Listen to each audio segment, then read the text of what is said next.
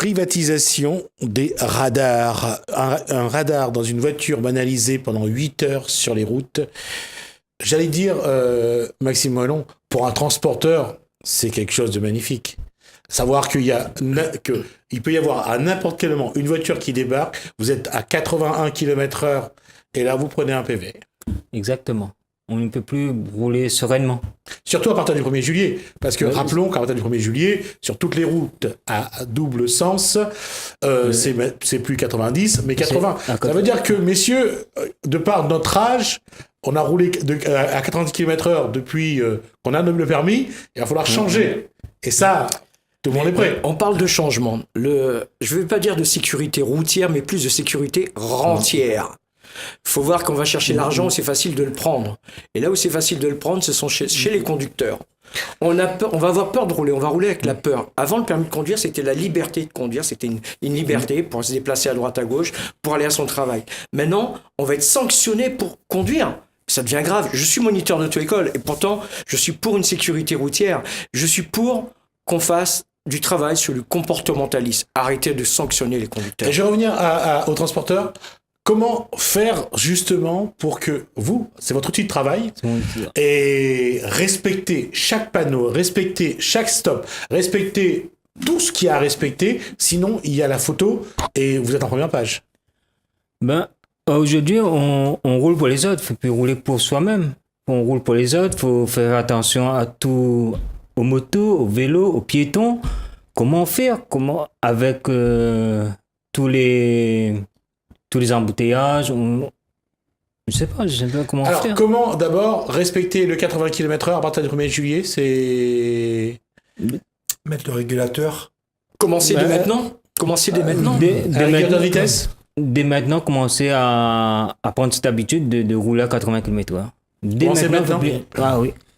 Marc a déjà commencé à rouler à 80 km/h? Non, moi je pense qu'il y a de la part de l'État, il y a une félonie, puisque si on tient tant en disant que en roulant moins vite il y aura moins de morts, ça serait déjà d'autres pays ont fait pour la sécurité routière, en tout cas, elle croit que ça va faire baisser le nombre de tués sur les routes. La sécurité routière, Monsieur Ramadou, c'est un lobby. C'est un lobby et qui ne va pas forcément dans le sens des automobilistes, enfin dans le sens de la sécurité, mais comme le disait Monsieur Marcelli, qui est moniteur d'auto-école d'ailleurs, considère que la privatisation, comme Monsieur Pierre Chasseret d'ailleurs, qui est à 40 millions d'automobilistes, qui considère que la privatisation des radars, et il a raison, c'est admettre que la surveillance de la sécurité routière est bel et bien une affaire d'argent. Oui, je vais juste ramener un chiffre que actuellement les radars postés en France rapportent 600 millions chaque année. Alors en mettant maintenant à 8 heures, ils espèrent doubler donc. Ils vont doubler le chiffre d'affaires. À 1,2. Mais quand vous vous rendez compte que ces missions donc régaliennes de l'État devaient être assumées par l'État lui-même et les distribuer à des sociétés sélectionnées par l'État sous appel d'offres que je demande à voir, Ça va être comme les concessions de radars privés. C'est scandaleux. Alors, la réponse de l'État, c'est quoi? Ça va permettre de libérer d'autres policiers à d'autres tâches. Écoutez, si on recrutait au niveau donc de la police nationale, ça se serait, Je crois plutôt que les effectifs sont en baisse et les budgets notamment. Alors, où passe l'argent si ça ne va pas dans le trésor public? Je vais revenir à Maxime Moellon, le transporteur, c'est l'outil de travail. Et parfois, qu'on le veuille ou pas, on appuie sur l'accélérateur, on a un retard, on essaye de faire un chargement en plus, on essaye de gagner de l'argent. Là, on risque de perdre son outil. Oui, on risque d'avoir un retrait de permis. Mais même sans aller jusque-là, le fait de penser à autre chose quand on conduit. Oui, tout à fait. D'écouter la radio, une émission qui nous plaît, par exemple la vôtre, on passe 5 km/h en dessus et vous êtes un délinquant de la route. Et pour un point, vous êtes un délinquant de la route. Mais c'est encore une loi prise dans les hautes sphères, dans des bureaux, des bureaucrates, puisque c'est un peu comme la loi du travail. Bon, c'est des gens qui n'ont jamais travaillé, qui est nommé à des postes. Qui conduisent même pas. Aujourd'hui, c'est des gens qui conduisent pas, qui ont un chauffeur.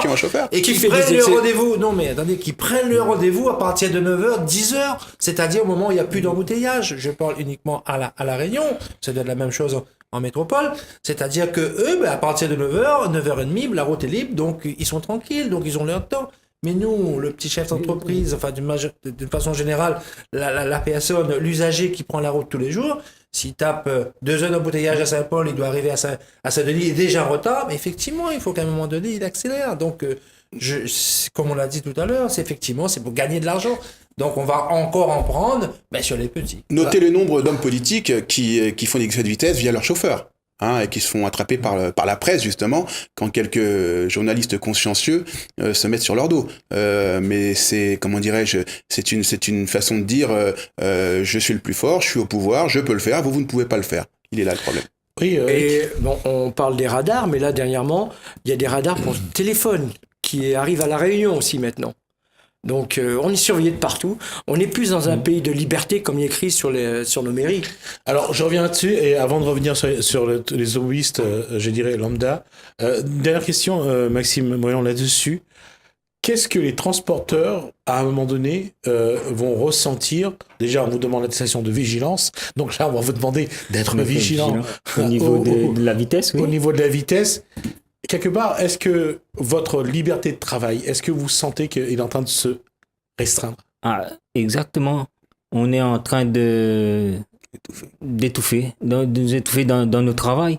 Puisque là, avec l'attestation du silence, comment dire? La vigilance sur la route. La vigilance sur la route, ben, on est en train de nous étouffer. Et je reviens là, et là on va parler pour les autres, pour tous ceux qui roulent aussi toute la journée d'ailleurs, hein, j'allais dire, les automobilistes lambda. Ça va être une vraie révolution de toute façon. Parce que changer de comportement comme ça, je prends des gens qui roulent depuis 40, 50 ans, qui ont toujours été à 90 km/h, leur demander en 6 mois de changer de comportement. D'autant qu'on n'est même pas sûr que ça puisse réduire, puisque les autres pays européens ont constaté le contraire. Eux, ils ont augmenté de 10 km/h. Nous, on abaisse de 10 km/h. On n'est même pas sûr du résultat et c'est complètement aléatoire. Mais j'aimerais également dire une chose, c'est qu'en France, rendez-vous compte, un automobiliste est plus surveillé qu'un fichier S. Et c'est la vérité. Ou qu'un contrevenant aux impôts. C'est incroyable.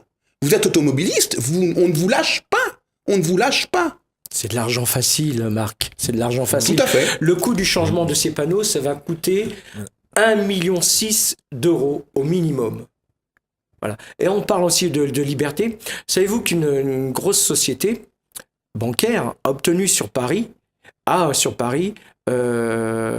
l'autorisation d'utilisation, une concession de parc-mètre, une société. Elle s'appelle Indigo. Et cette société, qui est partenaire d'Indigo, c'est le Crédit Agricole.